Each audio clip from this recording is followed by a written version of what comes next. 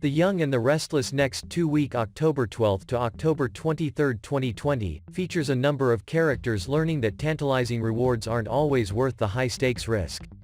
The Young and the Restless recap highlights one should only bet what they're willing to lose. Billy, Jason Thompson, took a major gamble when he published that expose on Adam, Mark Grossman, before it had been properly vetted by his team. He not only jeopardized the company but he also put his and Lily's, Crystal Khalil, reputations at risk. Victoria's, Amelia Heinel, decision to provide Billy and Alyssa, Maria DiDomenico, the truth about Adam's involvement in A.J. Montalvo's death has resulted in her estrangement from the family she once held so dear, and it appears to have initiated her slide into further, ethically murky waters. Elena, Brittany Sarpy, and Nate's, Sean Dominic, decision to give in to their pent-up passions, not to mention their subsequent cover-up, will surely result in the destruction of their relationships with Devin, Brighton James, and Amanda, Michelle Morgan, respectively. And neither one relish that eventuality. Phyllis's, Michelle Stafford, desire to divest herself of troublesome Abby, Melissa Ordway, resulted in the placement of 75% of her eggs into one basket, a basket which Victoria promptly purchased when Ole Red vexed her greatly. Now Phyllis is left with only a mere pittance of the hotel she so sorely adores. Great big swing and a great big miss. Then there's Chance, Donnie Boaz, and Abby. He took a big risk by continuing to insist that Adam wasn't beyond redemption and could actually be saved. She took a big risk by finally confessing that she is in love with the former G-Man. But now that Chase is under investigation for his role in the Las Vegas incident, how much longer will this blossoming relationship last? Year musings remember that time when the late, great Catherine Chancellor, Jean Cooper, sent Jill, Jess Walton, on a scavenger hunt for a necklace that was eventually found nestled inside a chandelier. Wouldn't it have made more sense for that to have been the much sought-after, teardrop of love, rather than trying to shoehorn Lauren, Tracy E. Bregman, and her long-dead father into this, already ridiculous, storyline? Phyllis, I'm going up against Victoria. But I need somebody to help me, somebody shrewd. You know, somebody who's not a Newman. Doesn't have skin in the game, and I actually have the perfect non-Newman to help me. Hands up anybody and everybody who thought that Phyllis would be turning to her supposed best friend, Michael Baldwin, Christian LeBlanc, for assistance. Also, didn't you just hoot when Amanda suggested that Phyllis ask Christine, the Bug, Williams, Lauralee Bell, to represent her? Lily to Victor, the story we ran on Adam. I think it was a public service. Please let your wife know that your pressure tactics don't work any more than her guilt trip. Damn Lily. First of all, you go girl. Secondly, do you know who you're speaking to? Talk about taking a gamble. The Young and the Restless airs weekdays on CBS. Check your local listings for airtimes. At Society, Jack thanked Lauren for agreeing to see him on short notice. She announced that Chloe had gone into labor the night before, and Jack was glad to hear the good news. Lauren admitted that the last thing she'd expected had been a call from him about a stolen necklace. Jack voiced surprise that the trail had led to her father, since Neil Fenmore had owned the company that had bought the necklace. Lauren didn't remember seeing the piece, but she'd inherited a large collection of jewelry that she'd put into storage. She offered to go through it. Jack stressed that there was some urgency to the situation. Lauren understood that it was for Dina, and she wished she could have done something like that for her father before he'd passed away. She promised she would get back to Jack soon. Jack sympathized that it had been a difficult journey for Dina since she'd been diagnosed, but he still held out hope for a moment or two of a real connection. Lauren received a text message and exclaimed that Chloe had delivered a healthy baby boy. Lauren rushed off to meet her new nephew. Jack checked his phone and groaned, "Oh, Kyle." Nick returned to the Grand Phoenix, where Phyllis reported that things hadn't gone well with Victoria. He asked if Phyllis had checked her email, since Summer and Kyle were eloping.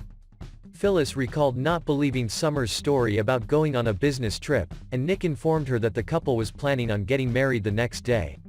"What? Good God, no," Phyllis cried. Nick tried to call Summer, but she didn't pick up. Phyllis recounted that Summer hadn't been acting like herself, and she realized that their daughter had been looking for approval because she hadn't felt supported. Sharon told Nick that Adam loved that little boy and that Adam and Chelsea would bring Connor up well, just as she and Nick had brought up Faith. Nick claimed that neither he nor Sharon was a psychopath. He said it was hard bringing up kids. Faith was strong and mature for her age, and they both agreed that Faith had been through a lot. Sharon informed Nick that Ray was moving back in with her, and Nick was happy. He said they would make sure that Faith got all the help she needed, and he left. Adam arrived the Grand Phoenix and entered Billy's suite. He began searching for something, but after checking dresser drawers, night tables, and the cupboard, it appeared the search was fruitless. Chance arrived at Society. Surprised, Abby stated that the meeting had to have been very short. Chance explained that Paul had been called away on an emergency, and he was certain that Paul would reach out to him later. He said Paul needed to know he could trust the people who worked for him, and Chance had neglected to tell Paul about Vegas. Abby stated that, unlike Adam, Chance had integrity. She asked Chance to denounce Adam, but Chance claimed he couldn't do that because Adam had saved his life. Abby claimed that Chance had repaid Adam many times over for that. She reminded him that Adam would cause more unrest. She said Adam was her brother, but she begged Chance to cut ties with him because he was a magnet for trouble. Chance said that if Adam was a magnet for trouble, that was all the more reason to stick close and keep Adam on the straight and narrow. Abby said Adam wasn't worth it, and he might have cost Chance his job with the police department. Abby asked what Chance would do if that was the case. Chance didn't know because he'd already sold his security business.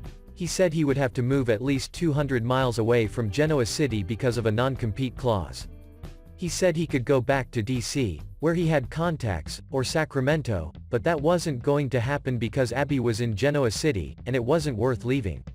Abby suggested they have another talk to see if they were on the same page, but Chance told her he'd fallen in love with her.